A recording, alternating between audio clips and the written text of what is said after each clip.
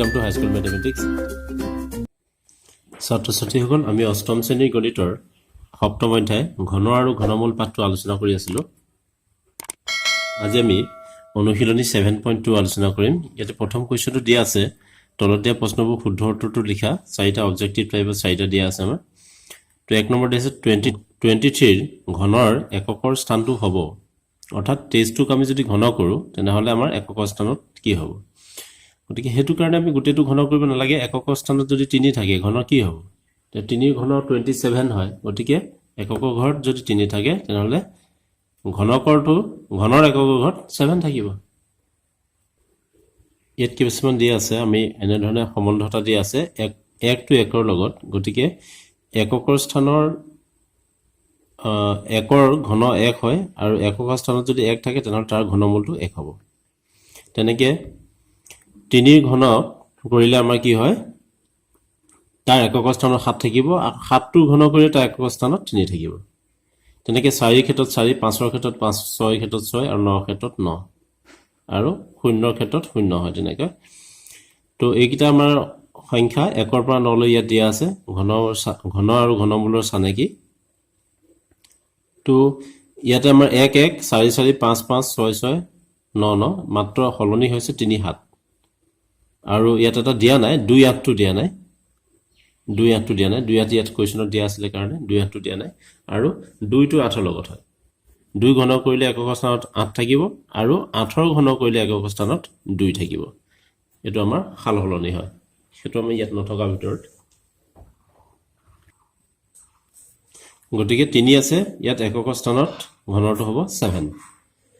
তাৰপিছত আমাৰ তলৰ কোনটো সংখ্যা পূৰ্ণ ঘন সংখ্যা আমাৰ ইয়াত 243, 216, 392, 8640। গতিকে ইয়াতে 216টোৱে হয়, ঘন কৰিলে 1, 2 ঘন কৰিলে 8, 3 ঘন কৰিলে 27, 4 ঘন কৰিলে আমি 64, 5ত 125, 6ত 216, 7ত 7 কিউব 343, 8 কিউব 512, 9 কিউব 729। তেনেকৈ আমাৰ কিছুমান সংখ্যা আমি চিনি পাব লাগিব। ইয়াত আমাৰ হৈছে পূৰ্ণ ঘন কোনটো, গতিকে 216টো পূৰ্ণ ঘন হয়।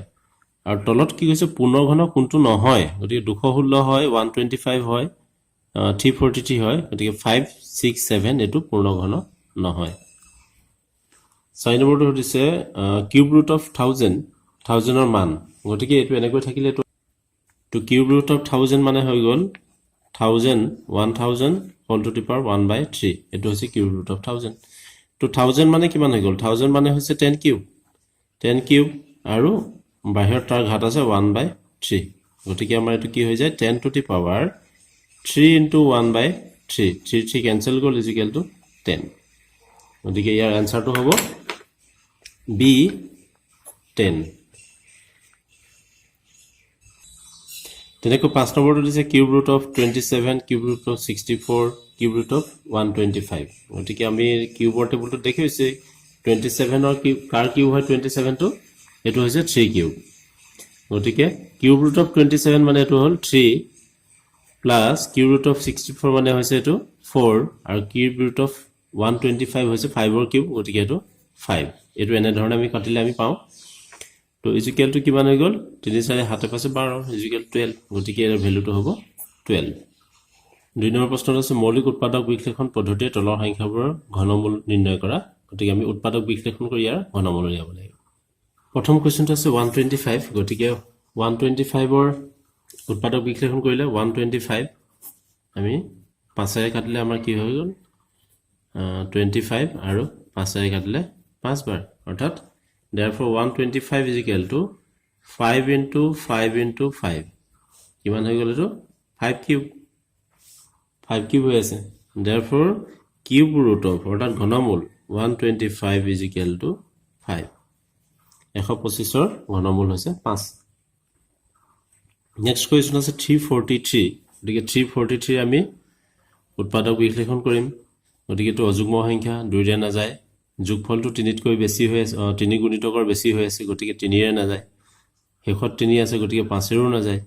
নেক্সট আমাৰ 7ৰে যায়, এইটো চোৱা 7ৰে, 7ৰ 34ত আমাৰ 7 4 গুণ 28 আৰু 6 বাকী থাকিলে 63, 7 9 গুণ 63 আৰু এইটো 7ৰ গুণিতক হৈছে 7 7 গুণ 49। গতিকে 343 therefore 343 is equal to 7 into 7 into 7 অৰ্থাৎ এটো 7 কিউব therefore 343 ঘনমূল 7 নেক্সট সংখ্যাটো আছে আমাৰ 2744 ঠিক ইয়াক 2744 উৎপাদক বিশ্লেষণ কৰা 2 ৰে ক্যান্সেল কৰিলে আমাৰ 2 ক এবাৰ গল 7ত আমাৰ 3 বাৰ গল তাৰপিছত 1 বাকি থাকিলে 14 হল এটো 7 দুগুণ 14 আৰু 2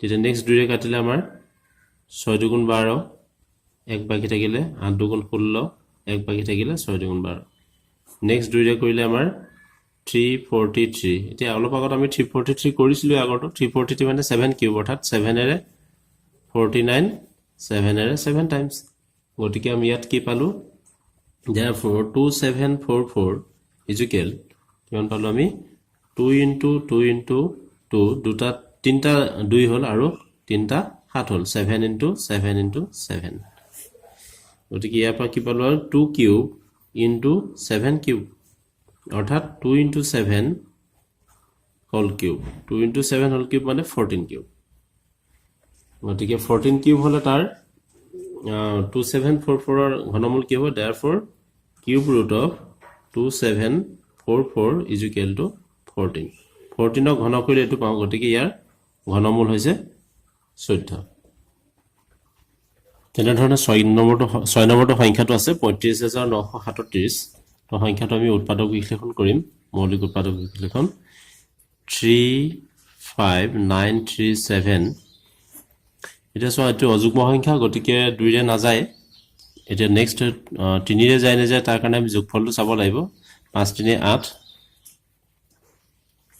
8 9 17 17 3 20 20 7 27 গতিকে 27 টো 3 গুণিত গতিকে 3 ৰে যাব 3 ৰে 3 এবাৰ গল 5ত এবাৰে গল 2 বাকি থাকিলে 29 হৈ গল তেতিয়া 9 3 গুণ 27 2 বাকি থাকিলে 23 7 3 গুণ 21 2 বাকি থাকিলে আকৌ 9 3 গুণ 27 টো পালা নেক্সট 3 ৰে যাব আকৌ 3 ৰে কাটিলে তেতিয়া আমাৰ 3 3 গুণ 9 2 বাকি থাকিলে 29 হল 9 3 গুণ 27 আকৌ 2 বাকি থাকিলে তেতিয়া আমাৰ 9 3 গুণ 27 আৰু 3 3 গুণ 9 3 গুণিত হৈ আছে 1 3 3 1 1 3 3 1 টো কিমানৰ ঘন তোমালোকে গম পাইছাই চাগে এটো হৈছে 11 ৰ ঘন গতিকে 11 ৰে কাটিলে তো 121 টাইমছ আৰু 11 ৰে কাটিলে 11 বাৰ গতিকে ইয়াৰ উৎপাদকতা পালো আমি therefore 35937 is equal to 3 into 3 into 3 into 11 into 11 into 11 গতিকে এটো 3 কিউব into 11 কিউব গতিকে এটো হ'ব 3 into 11 whole cube is equal to 33 cube তো 33 কিউব হৈ গল গতিকে আমাৰ কি হ'ব and therefore cube root অৰ্থাৎ ঘনমূল 35937 is equal to 33 তো তেনে ধৰণে তোমালোকে পিছৰখিনি কৰিব পাৰিবা নিয়মটো সহজ যেনেকৈ 200 হলটো আমাৰ কিমানৰ বৰ্গ 6 বৰ্গ আৰু ইফালে তিনটা শূন্য থাকিলে 10 তিনটা পূৰণ হলে তিনটা শূন্য হল গতিকে এটো হ'ব 60 হোল কিউব কৰিলে আমাৰ 7 নম্বৰটো 60 ৰ ঘন হ'ব আমাৰ 216000 এই ধৰণে তোমালোকে কৰি যাবা আৰু যিসকলে চেনেলটো সাবস্ক্ৰাইব কৰা নাই সাবস্ক্ৰাইব কৰিবা প্লেলিষ্ট দিয়া আছে প্লেলিষ্টৰ পৰা তোমালোকে বাকি অংকখিনি ফলো কৰিবা আজিলৈ ইমানকে দিলো ধন্যবাদ